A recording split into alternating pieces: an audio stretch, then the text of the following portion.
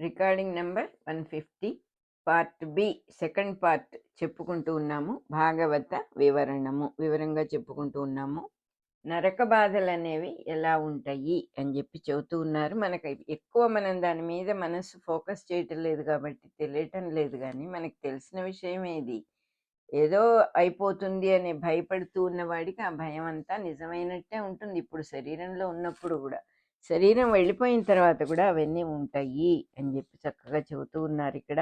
ఎందుకంటే నువ్వు కేవలం ఫిజికల్ బాడీని ఇక్కడ వదిలేస్తున్నావు, కానీ మొత్తం ఆ యాతనామయ శరీరం కుప్ప కుప్పగా అలాగే మనతో పాటు వస్తుంది. వచ్చినప్పుడు ఈ మనస్సు ఇక్కడ ఎలా ఉందో అక్కడ అలాగే ఉంటుంది. అందుకే మనస్సుని ఇక్కడే పరిశుద్ధి చేసుకున్నప్పుడు దేహం వదిలేసినా వదిలేయకపోయినా ఒక రకంగానే ఉంటుంది అని చెప్పి చెప్పారు. You will have to learn to die when you are living అని దానికి పేరు. అంటే చనిపోవటం అనేది మనకు చాలా భయం కాబట్టి, చనిపోవటం గురించి కూడా మనకు ఒక అభిప్రాయం ఉంది కాబట్టి మనకు ఆ మాటలన్నీ కూడా అమ్మో చావే అని భయం వేస్తుంది. మన పక్కనే అనుక్షణం ఎంతమందో పోతూ ఉన్నా మనం పట్టించుకోం, కానీ మనం పోతామనే భావం మాత్రం మనం భరించలేం. అందుకని చెప్తూ ఉన్నారు, నువ్వు నేర్చుకోవాలి. చనిపోవటం అనేది ఏమిటి అసలు తెలియటం లేదు, ఏమీ లేదు. నీ మనోభావాలన్నిటినీ ఆపేసుకుని శుభ్రమైన అద్దంలాగా మనస్సును చేసుకోవటమే. సాక్షాత్తు పరమాత్మే ఉన్నాడు ఈ మనస్సులో, మనస్సుగా. అందుకే అమ్మవారిని మనకి త్రిపుర రహస్యంలో అమ్మవారిని అద్దంగా ఆకాశ స్వరూపిణిగా ఆ అమ్మవారు అనే అద్దంలో సృష్టి అంతా రిఫ్లెక్ట్ అవుతోంది అని చెప్పి చెప్తారు. ఎంత స్వచ్ఛంగా ఉంటే అంత స్వచ్ఛమైనటువంటి జీవితం ఉంటుంది. స్వచ్ఛము అంటే ఏ స్ట్రాంగ్ ఒపీనియన్స్, అసలు స్ట్రాంగ్ ఏమిటి మామూలు ఏమిటి ఏ ఒపీనియను అక్కర్లా. బతకాలంటే శరీరం పనిచేస్తుంది. అవతల మనిషి దైవస్వరూపం అనుకున్నప్పుడు ఇంక నీకు తర్జన భర్జన లాభము నష్టము ఇవన్నీ ఏమీ లేవు. అదే కాకుండా నువ్వేమిటో అవతల వాడు కూడా అదే, ఏమీ తేడా లేదు అక్కడ. నాకు లాభం వచ్చిన అవతల వాడికి వచ్చిన ఒకటే అనే భావం స్థిరపడినప్పుడు ఈ భయాలు ఈ బాధలన్నీ కూడా ఇప్పుడు జీవించి ఉండగానే తొలగిపోతాయి అని చెప్పి చెప్తూ ఉన్నారు. అన్నిట్లోకి ముఖ్యమైన సత్యం ఇంకోటి ఉంది, కళలో పనిచేసే మనస్సు ఎలా ఉంటుందో వెళ్ళిపోయిన తర్వాత ఉండే మనస్సు కూడా అలాగే ఉంటుంది. నిజమే అనిపిస్తాయి ప్రతి విషయాలు. ఇది ఎట్లా ఉంటుందిట, స్వప్నంలో కనిపించే మనస్సు దేహం మనస్సు లాంటిదే, కళలో కనిపించే మనస్సు లాంటిదే శరీరం వదిలిన తర్వాత పనిచేసే మనస్సు కూడా. కాబట్టి జరుగుతూ ఉన్నప్పుడు అన్ని నిజమే అని అనిపిస్తాయి అన్నమాట. ఇన్నాళ్ళు నేర్చుకున్న పెట్టుకున్న జ్ఞాపకాల దారాల అల్లికతో చేసిన బట్టలాగా ఉంటుందిట మనస్సు. ప్రతిదీ ఒక్కొక్క దారం యాడ్ చేస్తూ ఉన్నాం, ఒక్కొక్క దారం యాడ్ చేస్తూ ఉన్నాం, దానికి ఒక అభిప్రాయం అనే ఒక దారం యాడ్ చేస్తూ ఉన్నాం. పూర్వ స్మృతులుగా అయిపోతున్నాయి అవన్నీ కూడా. అంటే మన మెమరీ బ్యాంకులో ఫిక్స్ అయిపోతున్నాయి, ఫిక్స్డ్ డిపాజిట్లోకి వెళ్ళిపోతున్నాయి. అవన్నీ కలిసి ఒక అల్లిక చేసిన బట్టలాగా దారాలన్నీ పెడితే కదా ఇటు నుంచి అటు అటు నుంచి ఇటు అల్లిక చేస్తూ ఉన్నటువంటి లాగా ఇవన్నీ కూడా ఈ స్మృతులన్నీ ఉండిపోతాయి. ఈ పూర్వ స్మృతుల అంటే పూర్వపు జ్ఞాపకాలతో అల్లిక చేసిన బట్ట వల్ల అన్నీ సత్యం అనిపిస్తాయి. అప్పులవాడు వస్తే ఎదురుగా వాడే అప్పులవాడు జ్ఞాపకం వస్తే వాడు ఎదురుగా వచ్చేస్తాడు. అన్నీ మెటీరియలైజ్ అయిపోతూ ఉంటాయి అని చెప్పి చెప్పారు ఇక్కడ.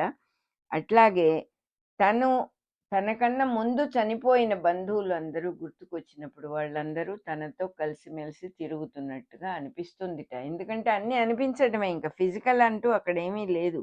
ఇక్కడ మనం డిఫరెన్షియేట్ చేస్తున్నాం, నాకు ఇది కళ ఇది మెలకువ అని.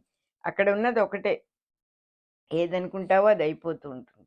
సో అదే నిజమని అనుకుని ఆ ముఖ్యంగా బంధువులు, ఇష్టమైన బంధువులు వస్తే పర్వాలేదు, మనకి ఇష్టమైన వాళ్ళు ఎక్కువ స్ట్రాంగ్గా ఉండదు కదా. అయిష్టమైన వాళ్ళు, ఇష్టం లేని వాళ్ళు, ద్వేషము కోపము ఎవరితో ఉన్నదో వాళ్ళని కలిసినప్పుడు అనేక రకాల దుఃఖాలు, ఈర్ష్య, భయం అనేకం వచ్చేస్తాయి. జీవితంలో నువ్వు శరీరం ఉన్నప్పుడు ఏవేవి దాచిపెట్టుకొని నీకే తెలియకుండా ఒక్కొక్కటే పోగు చేసుకుంటూ మనకే తెలియకుండా మనం చేస్తూ ఉన్నాము. అది శరీరం వెళ్ళిపోగానే అన్నీ వచ్చి కూర్చుని యాతనామయ శరీరం అయిపోతుంది అది. ఇహ నిరంతరం దుఃఖము నిలువ నీడలేని పరిస్థితిగా అనిపిస్తుంది అక్కడ. యాతనా శరీరంలో అనుభవించే బాధలు ఎంతకాలం ఉంటాయి అని చూస్తే, జీవించి ఉన్నప్పుడు నీలో అవి ఎంత లోతుగా, ఎంత డెప్త్గా, అంటే ఎంత స్ట్రాంగ్గా లేకపోతే లైట్గా నువ్వు తీసుకున్నావో ఆ విషయాలు, అంతే. అంతకంటే అంత నీ చేతిలో నా చేతిలోనే ఉంది. దాన్ని లైట్‌గా తీసుకొని, క్యాజువల్‌గా తీసుకొని మర్చిపోయి అవతల వాడిని క్షమించేసి ఉండి ఉంటే నీకే ప్రాబ్లమ్ ఉండేది కాదు మనకి. కానీ మనం చాలా గట్టిగా ద్వేషించాం వాడిని. అందువల్ల వాడు మళ్ళీ మనకి చనిపోయిన తర్వాత కూడా పట్టి పీడిస్తాడనమాట. వాడు మనతో ఉన్నట్టే ఉంటుంది. ఇంక అంతకంటే ఇంకేం కావాలి? జీవితంలో మనం పారిపోవచ్చు. ఫలానా మనిషితో నేను బతకలేను అని పారిపోయి దూరంగా ఎక్కడో ఇండియాలో మొగుడిని వదిలేసి, లేదా ఇండియాలో ఫ్రెండ్‌ని వదిలేసి, లేదా ఇండియాలో తమ్ముడిని వదిలేసి అమెరికా వెళ్ళిపోయి ఉండొచ్చు. కానీ శరీరం పోంగానే వాడి గురించిన స్ట్రాంగ్ భావాలు నీకున్నాయి కాబట్టి, ఇక్కడ ఏం చెబుతూ ఉన్నారో మనం సమంగా అర్థం చేసుకోవాలి. మనల్ని భయపెట్టటం లేదు. ఎవరిని ద్వేషించొద్దు, వాళ్ళు వెంటపడతారు నువ్వు శరీరం పోయి, నీ శరీరం పోయాక అని చెబుతున్నారు. ఎవరిని ఏ పరిస్థితిని ద్వేషించక్కర్లేదు. నైట్ మేర్ అండి. నాకు ఏమిటి నైట్ మేర్ అయిపోయిందిగా, దాన్ని నువ్వు తలుచుకొని అది నైట్ మేర్. మళ్ళీ జన్మలో అటువంటివి రాకూడదండి. నా శత్రువుకు కూడా కలగకూడదండి. ఇవన్నీ ఎందుకు అంటాం మనం? తెలియక అంటాం. ఇప్పుడు చెబుతూ ఉన్నారు కదా, అయిపోయింది, ఫినిష్డ్, డెడ్ అండ్ గాన్, మర్చిపోవటమే. దాన్ని ఇంకా ఎరేజ్ చేసి పడేయాలి. ఎరేజ్ చేసి పడేయాలి, చెరిపేసేయాలి. అంటే అవతల వాడిని క్షమించగలగాలి. ఇంకా స్ట్రాంగ్ ఒపీనియన్ పెట్టుకొని నేను రైట్ వాడు రాంగ్ అనుకున్న కొద్దీ మనకే బాధలు ఎక్కువ అవుతాయి. ఎందుకంటే ఇదంతా మిర్రర్ ఇమేజ్ లాగానే ఉంటుంది. నువ్వు పిడికిలి బిగిస్తే అద్దంలో పిడికిలి బిగించటం జరుగుతుంది అని ఎన్నిసార్లో ఎంతమందో చెప్పారు. అందువల్ల నీ మనస్సు స్వచ్ఛంగా పెట్టుకొని సర్వత్రా దైవాన్నే చూడటం అనేది ప్రాక్టీస్ చేసుకుంటూ వస్తే, టేక్ ఇట్ ఈజీ అనేటటువంటి పద్ధతిలో, నువ్వు పొరపాటు చేస్తే నిన్ను నువ్వు క్షమించుకో, అవతల వాళ్ళు పొరపాటు చేస్తే వాళ్ళని కూడా క్షమించు. పెద్ద విషయం, ఇంత పెద్ద విషయం ఏం లేదు. ఇవన్నీ అయిపోతూ ఉంటాయి. ఎవళ్ళు ఇక్కడ సంసారంలో ఋషులొచ్చి ఉండరు. అంతా ఇంద్రియాలు, సెన్సెస్ మీద కంట్రోల్ లేని వాళ్ళే మనం అందరం కూడా. ఇట్లాగే ఉంటుంది అందరి జీవితాలు.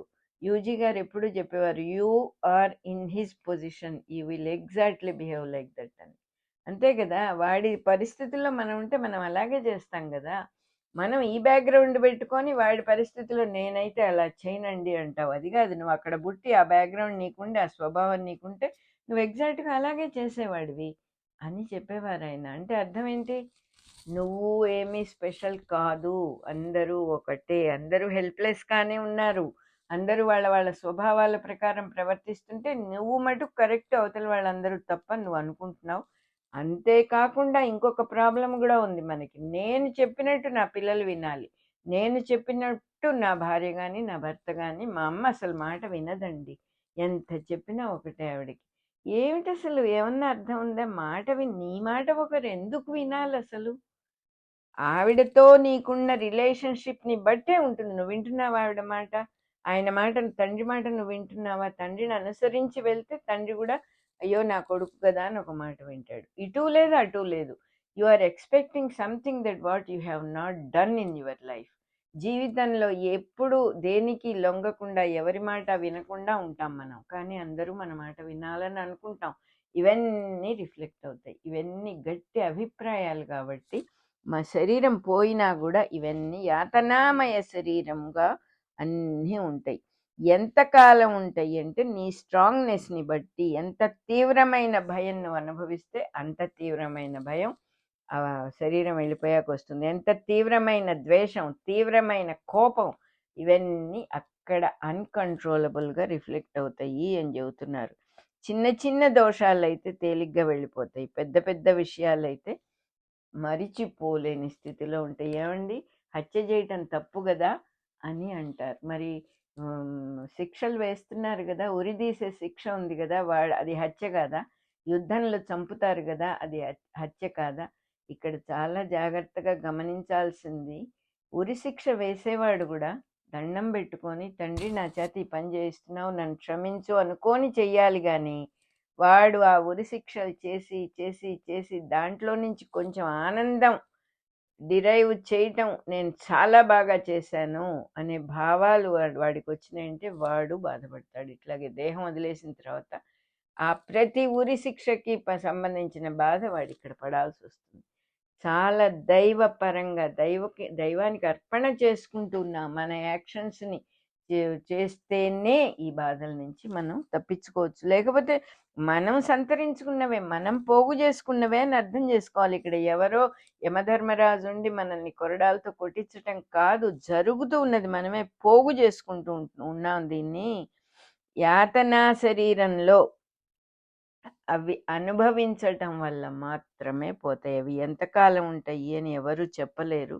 అనేక రకాల బాధలు అన్నీ అనుభవించి అనుభవించి అనుభవించి ఫేడ్ అయిపోయేదాకా, జీవి శుద్ధుడైపోయేదాకా ఆ ప్రాసెస్ పెట్టాడు భగవంతుడు. ఇంకా అంతకంటే నిజంగా మనకేమీ వరం లేదు. కానీ అనుభవించటం అనేది కష్టం కాబట్టి భయపడతాం. అయ్యో ఇలా అయిపోయిందే అని భయపడతాం. ఈ రకమైన నరకాన్ని అనుభవించిన తర్వాత పరిశుద్ధుడై జీవి పువ్వులాగా బయటకు వస్తాడు అని రాశారు ఇక్కడ. పూర్వజన్మల కర్మలన్నిటిని అనుసరించి ఆ పరిశుద్ధుడైన జీవుడికి ఆ వాసనలన్నిటికీ ఒక సిస్టమేటిక్గా ఒక క్రమం ఏర్పడుతుందిట. ఆ క్రమాన్ని ఎవరు డిసైడ్ చేస్తారు అంటే ఈశ్వరుడే. ఈశ్వరుడు అని మనం ఎవరిని అంటున్నాము? ఒక పద్ధతిగా ఏదైతే ఉన్నదో, ఒక బ్యాక్గ్రౌండ్గా ఏదైతే ఉన్నదో వాడే ఈశ్వరుడు. ప్రతి వాడికి ఒక సుగతిని చూపించేవాడే ఈశ్వరుడు. ఆ ఈశ్వరుడి ఘటన వల్ల అంటే ఆయన వల్ల జీవుడు తన పూర్వపు సంస్కారాలన్నిటిని అనుసరించి మళ్ళీ శరీరాన్ని ధరిస్తాడు. ఈ మళ్ళీ శరీరం ధరించే లోపల ఎక్కడుంటాడంటే మనలాగానే తిరుగుతూ ఉంటాడు అని చెప్పి రాశారు ఇక్కడ. దేహం లేదు కాబట్టి దేహం లేకుండా తిరుగుతూ ఉన్న అనుభవంతో ఉంటాడు. భూమధ్య రేఖ చుట్టూత గుండ్రంగా సూర్యగోళం చంద్రగోళం వాటి మార్గాలు ఉన్నాయి కాబట్టి ఈ శరీరం వదిలేసిన జీవుడు ఆ మార్గం వెంట భూమి చుట్టూ తిరుగుతూ ఉంటాడు. తనలో ఉన్న విత్తనాలుగా ఉన్న అంటే సీడ్స్గా ఉన్న పూర్వ వాసనలన్నీ బాగా బరువెక్కుతూ ఉన్న కొద్దీ భూమికి దిగి వస్తాడనమాట. తన విత్తనాలకి అంటే తన స్వభావానికి తగిన క్షేత్రము రూపము, అంటే క్షేత్రం అంటే ఏ తల్లిదండ్రులకు పుడితే మళ్ళీ ఆ విత్తనానికి సరిపోయే, అంటే మామిడి టెంక పెడితే మామిడి చెట్టు వచ్చినట్టుగా తనకి అనుకూలమైన శరీర ధారణ కావాలంటే అటువంటి తల్లిదండ్రుల వైపు ఆకర్షించబడతాడనమాట. ఆ వాసనలన్నీ తనని అటువైపు ఆ భార్యాభర్తల వైపు ఆకర్షించబడతాడు. పురుషుడి శుక్రంలోకి దిగుతాడు. ఆ పురుషుడి శ్వాసతో కానీ అన్నంతో కానీ తాగే వాటితో కానీ ఆలోచనలతో కూడా ఆకర్షించబడి దేహానికి దిగి వచ్చి అక్కడ పిండోత్పత్తి కంటే మళ్ళీ మళ్ళీ సృష్టిని పెంచడానికి పితృదేవతలు సహాయం చేస్తూ ఉంటారు. ఆ పితృదేవతల సహాయం వల్ల ఆ పితృదేవతలు పని చేసేటటువంటి దాంపత్య అవయవాల దగ్గరికి చేరుకొని తల్లి శరీరంలోకి చేరతాడు. చేరి చక్కగా మళ్ళీ మొదలు మనకి మామూలు ఆటంతా ఇట్లా ఎలా చెప్పుకున్నామో ఆ ఆటంతా మళ్ళీ మొదలు పెట్టడానికి పసివాడై మళ్ళీ వస్తున్నాడు అనమాట. అది చెబుతున్నారు, ఆహ్వానించబడతాడు అని చెప్పి ఇంతకుముందు చేసిన పనులతో ఆసక్తితో నిండిన మనస్సుతో చచ్చిపోయిన వాడికి ఆ సంస్కారాల తీవ్రతతో నరకం అయిపోగానే వెంటనే కిందకి దిగి వస్తాడు. నరకం అయిపోవటం అంటే చెప్పుకున్నాం, అనుభవాలన్నీ అయిపోగానే ఏ కోరిక లేకుండా నిష్కామంగా చనిపోయిన వాడు ఒకడు ఉంటాడు, దైవభక్తుడు. వాడు దిగకుండా ఎంతకాలమైనా ఉంటాడు. మళ్ళీ శరీరంలోకి ఆకర్షించబడాలని ఏ సిద్ధాంతం లేదు, కానీ తాను కావాలనుకుంటే రాగలుగుతాడు. ఎవరికైనా సహాయం చేయాలి, తను పొందిన స్థితి ఇంకొకరికి ఇవ్వాలి అనుకున్నప్పుడు రాగలుగుతాడు. అటువంటి వాళ్లే మనం చూస్తూ ఉన్నటువంటి మహానుభావులందరూ, మన జీవితంలో మనం కలుస్తూ ఉన్నటువంటి మహానుభావులందరూ, మాస్టర్ గారు లాంటి వాళ్ళందరూ కూడా అటువంటి వాళ్ళే. వాళ్ళకి దిగి రావటం బంధం కాదు. ఎందుకంటే అది వాళ్ళ చేతిలో పని. వద్దనుకుంటే వదిలేసి వెళ్ళిపోతారు. ఈ శరీరం ఒక ఇల్లులాగా, అద్దె ఇల్లులాగా వాడుకుంటారు. అందువల్ల వాళ్ళకది బంధం అవ్వదు అని చెప్తూ ఉన్నారిక్కడ. పురుషుడి శుక్రంతో స్త్రీ గర్భంలో ప్రవేశించిన తర్వాత అప్పటినుంచి అవి ఒక రాత్రంతా కేవలం ద్రవంగా ఉంటాయిట. అంటే లిక్విడ్ అన్నమాట అది. పురుషుడి నుంచి స్త్రీ దగ్గరికి గర్భంలోకి వచ్చిన తర్వాత ఒక రాత్రి పూర్తిగా లిక్విడ్గానే ఉంటుంది. అది నీళ్ళగానే ఉంటుంది. 5 దినాలు 5 రోజులు గడిచిన తర్వాత అవన్నీ కలిసి ఒక బుడగలాగా అవుతాయిట. 10 రోజులు గడిస్తే ఒక పిండంలాగా అయి రేగుపండంత గట్టి పడుతుందన్నమాట. రేగుపండంత సైజులో గట్టి పడుతుంది. ఆ పైన మాంసపు ముద్దలాగా ఏర్పడుతుందిట. ఆ పైన గుడ్డులాగా పొరలు ఏర్పడుతూ ఉంటాయిట ఒకదాని మీద ఒకటి. 1 నెల అయ్యేటప్పటికి తల ఏర్పడుతుందిట. కడుపులో ఉన్న పిండానికి ఏం జరుగుతుందో చెబుతూ ఉన్నారు. 2 మాసములకు కాళ్ళు చేతులు మొలుచును అంటున్నారు. మనకి తెలియదు కదా, ఆ కాళ్ళు చేతులు మొలిచేటప్పుడు, ముక్కు కళ్ళు అన్నీ మొలిచేటప్పుడు ఆ శిశువుకి చాలా బాధ కలుగుతుంది. శరీరము రావటము అనేదే బాధ అని చక్కగా చెబుతూ ఉన్నారు మనకి ఈ పుస్తకాలు. అందుకే మనకి పనికొస్తున్నాయి ఏం జరుగుతుందో తెలుసుకోవడానికి. 3 మాసాలు అయ్యేటప్పటికి గోళ్ళు, రోమాలు, ఎముకలు, చర్మం ఏర్పడి నవరంధ్రాలు ఏర్పడతాయి. 9 రంధ్రాలు శరీరంలో వచ్చేస్తాయి. 4వ మాసంలో సప్తధాతువులు వచ్చేస్తాయి. 5వ నెలలో ఆకలి దప్పులు పుడతాయిట. 6వ నెల నుంచి మావిలో బాగా పొదగబడతాడు. ఇంకా వాడికి సేఫ్టీ కావాలి కాబట్టి చుట్టూతా మావి ఏర్పడుతుంది. ప్లెజెంటా అంటాం మనం. తల్లి గర్భంలో కొద్దిగా కుడిపక్కగా మెదలుతూ ఉంటాడు. తల్లి తింటూ ఉన్న ఆహార పానీయాలతో, ఆహారంతో, తాగే వాటితో ఆకలి దప్పిక తీర్చుకుంటూ ఉంటాడు.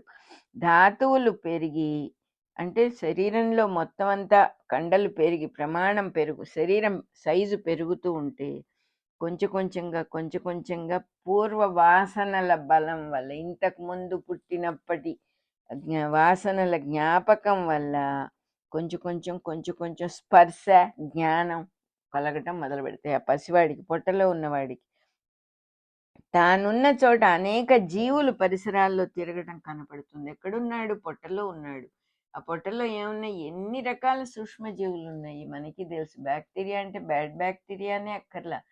జీవి అనేది లేనిది, సెల్స్ లేనిది ఎక్కడ ఏది లేదు. కదలికతో ఉన్నటువంటి అనేక రకాలైన జీవుల్ని గమనించుకుంటాడు. అక్కడ క్రిములు అన్నారు. మలమూత్రాదులకు దగ్గరగా ఉన్నాను అని తెలుసుకుంటాడు. తల్లి శరీరంలో ఏమన్నా రోగాలు ఉంటే క్రిములు కూడా కనపడతాయి. క్రిములు అంటే బ్యాడ్ బ్యాక్టీరియా, అవన్నీ కనపడతాయి. తల్లిదండ్రులు ఆచారము శుచిత్వము తెలియని వాళ్ళు గనక అయితే గర్భంలో ఉన్నప్పుడే ఆ జీవుడికి అనేక రకాల రోగాలన్నీ సంక్రమిస్తాయి. క్రమేణా బయటపడతాయి అన్నమాట. మూర్ఛ కూడా వస్తుంది అప్పుడప్పుడు వాడికి. అంటే ఉన్నట్టుండి అక్కడే కడుపులోనే తెలివి తప్పుతూ మళ్ళీ తెప్పరిల్లుకుంటూ ఉంటాడు. అట్లాగే తల్లి తీసుకునే రకరకాల ఆహారాల వల్ల కూడా వాడికి అనేక రకాల ప్రాబ్లమ్స్ వస్తూ ఉంటాయి. ఆ శిశువుకి పులిసిపోయినవి, నురుగులు కక్కేవి, లేకపోతే బాగా కారాలు అవి తిన్నప్పుడు లోపలున్న పసివాడికి అవన్నీ కూడా ఎఫెక్ట్ అవుతాయి అని రాశారు ఇక్కడ. వాడు బాధపడుతూ ఉంటాడు. తల్లికి తెలియకుండా ఏవేవో తినటం జరుగుతుంది. అంటే అందుకే ముందే చెప్పారు, సిస్టమేటిక్గా ఉండని తల్లికి కనుక అటువంటి కడుపులో ఉన్న పిల్లవాడు బాధలు పడతాడు అని చెబుతూ ఉన్నారు. తర్వాత తనని తాను తెలుసుకుంటాడు. ఒక్కొక్కప్పుడు తల్లి వికృత చేష్టలు అంటే అనేక రకాల మూమెంట్స్ తల్లి చేస్తూ ఉన్నప్పుడు పేగుల్లో చిక్కుకుపోతాడట. కడుపులో ఉన్న పిల్లవాడు తల గర్భమున మోపి ఉంటాడు. తను గర్భంలో లోపలగా ముడుచుకొని పడుకుని ఉంటాడు. మనకి తెలుసు ఎలా ఉంటాడు. ఏ అవయవము కదిలించడానికి చోటు ఉండదు. స్వేచ్ఛ అనేది అసలు ఉండదు. పంజరంలో చిలకలాగా ఉంటాడు అని రాశారు ఇక్కడ. ఒక్కొక్కసారి స్పందనతో పాపం గాలికి ఊగినట్టుగా వణికిపోతూ ఉంటాడు పసివాడు. దేహం వేరుగా, ఆత్మ వేరుగా, ఆత్మ ప్రజ్ఞ వేరుగా దర్శనం కలుగుతుందిట కడుపులో ఉన్న పిల్లవాడికి. మళ్ళా ఇక్కడ పడ్డానే, అయ్యో ఈ గర్భంలో పడ్డానే, గర్భనరకంలో పడ్డానే అని చాలా బాధపడతాడట. చేతులు ముడుచుకొని ఉండటం వల్ల దేవుడికి నమస్కారం చేయటం మటుకు తెలుస్తుంది. పూర్వకర్మ పూర్వ పుణ్య వాసన కొంత ఉంటుంది వాడికి. దైవాన్ని వేడుకోవాలి అనేటటువంటి భావంతో నమస్కారం పెట్టుకుని అడుగుతాడట, నన్ను ఇక్కడి నుంచి బయటపడేయి నాయనా అని వేడుకుంటాడట. కేవలం భావరూపంతో మటుకే వేడుకోగలడు. తర్వాత లోకాల్ని అనుకుంటూ ఉంటాడట పసివాడు, లోకాల్ని రక్షించటం కోసమే. రక్షించటము అంటే స్థితి, ఒక లోకం అనేది ఉండాలి అంటే దైవమే రావాలి లోకంగా, జీవులుగా. ఆ లోకాల్ని రక్షించటం కోసం దేవుడు ఎప్పుడూ అనేక రూపాలతో ఇలా శరీరం ధరించి పుడుతూనే ఉంటాడు. అటువంటి సర్వవ్యాపిగా ఉన్న భగవంతుడి పాదాల్ని నేను పూజ చేసుకుంటాను, అటువంటి వాడిని పట్టుకుంటే ఇంకా నాకు భయం ఉండదు అనుకుంటాడట లోపలున్న బిడ్డ. అంతేకాదు ఇంకా ఏమనుకుంటున్నాడంటే, నాకు పంచభూతాలంటూ లేవు, నేను ఆత్మస్వరూపుణ్ణి అని తన గురించిన జ్ఞానం కూడా కలుగుతుంది. సాక్షాత్తు పరమాత్మ ఇలా నా రూపంతో వచ్చాడు తప్ప ఇది నేను లొంగిన రూపం కాదు. పంచభూతాలతో చేసిన శరీరం నన్ను కప్పింది, కానీ నా జ్ఞానంలో ఇంద్రియాలు, త్రిగుణాలు, ప్రయోజనాలు ఇవన్నీ కూడా లేనివి ఉన్నట్లుగా ఊరికే కనపడుతూ ఉన్నాయి, కానీ నేను పరమాత్మ స్వరూపుడినే అని తెలుసుకుంటాడుట బిడ్డ, కడుపులో ఉన్న బిడ్డ. ఇంకా కూడా పసివాడు ఏమనుకుంటాడో, ఎలాంటి ఐడియాలు వస్తాయో వాడికి, ఇవన్నీ కూడా చెప్తూ ఉన్నారు. మళ్ళీ చెప్పుకుందాం. మన రికార్డింగ్ నెంబర్ 150లో సెకండ్ పార్ట్ కూడా అయిపోయింది.